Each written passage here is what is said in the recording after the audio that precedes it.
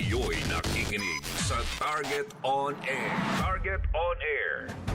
Ito, meron pong isinusulong mga kaibigan itong si Senador Rapi Tulfo na i-require daw po dun sa pagharap po ng may-ari dun sa LTO kapag ka daw po magpaparehistro. Ibig sabihin, dito po sa planong isulong po ni Sen Rapi Tulfo na kailangan i-require daw po ng LTO yung lahat ng may-ari po ng sasakyan kapag ka magpaparehistro para daw po masawatay sinasabing issue po dun sa fixer at dun po sa open of deed of sale na naaabuso mga kaibigan na magandang pakinggan. Ang problema dyan sa fixer na yan o dyan sa LTO, kapag may-ari na sasakyan gusto nilang mapabilis yung proseso, nasa kanila na po yun. Ang tanong paano kung nasa ibang bansa po yung may-ari po ng sasakyan, yung owner, mauobligang umuwi para siya mismo personal na pupunta po dun sa LTO para iparehistro at para maiwasan yung sinasabing fixer. Kumbaga nasa owner na po yan, nasa may-ari po ng sasakyan yan. Kung gusto niyang mapabilis po yung proseso, siyempre maglalayga po yan. Kumbaga magbibigay o maglalagay. Yun naman po inisyatibo ng may-ari po ng sasakyan para mapabilis ay sinasabing proseso. Maganda po yun. Pero ang tanong, paano po yung mga government? Yung mayor, congressman, senador, sila ba personal pupunta sa LTO para iparehistro yung kanilang sasakyan? Siyempre magpapadala rin po ng tao yun. Halimbawa, kagaya po natin, kahapon, nagparehistro po tayo. Kailangan naman maabala pa itong trabaho natin. Pinutos po natin dun sa staff natin para siya po yung magparehistro. Ngayon, pagdating po dun sa fixer na sinasabing magkakaroon po ng lagayan, problema na po yun ng owner. Kung kanino po sasakyan po yun, magandang pakinggan. Ang tanong susunod ba ho lahat? Kung sakali na lumusot itong sinusulong po ng isang senador na i-require ay yung pagharap po dun sa may-ari dun sa LTO kapag ka magpaparehistro, ha? Kayo, comment po kayo, ha? Ano po masasabi nyo dito, ha?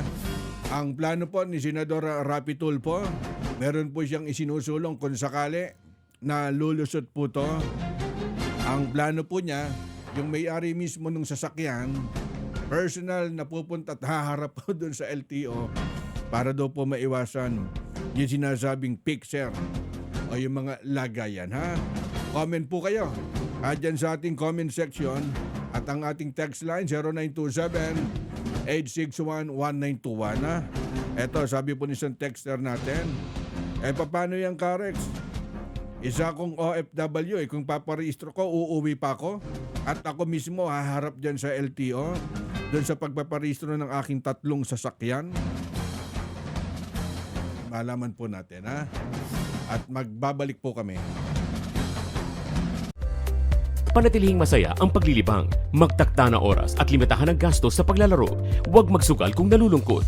Huwag hayaang makasira ng buhay at pamilya.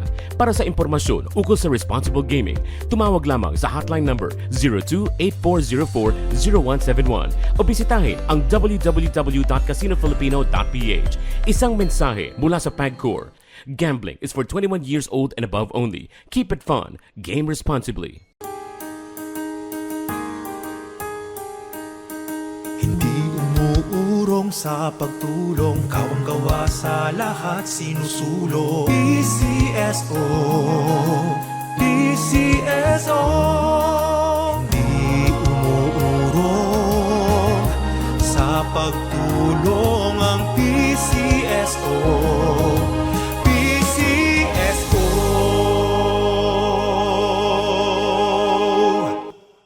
Oras hatid sa inyo ng Grand 88 Gaming Corporation.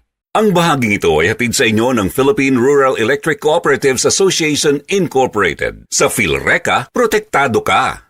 Sumainyo ang isa na namang makabuluhang edisyon ng Target On Air. Kasama si Karex Kayanong. Abangan muli bukas alas 3 hanggang alas 4 ng hapon. Kung salot ka sa bayan, ikaw ang isusunod ni Karex Kayanong na Target On Air.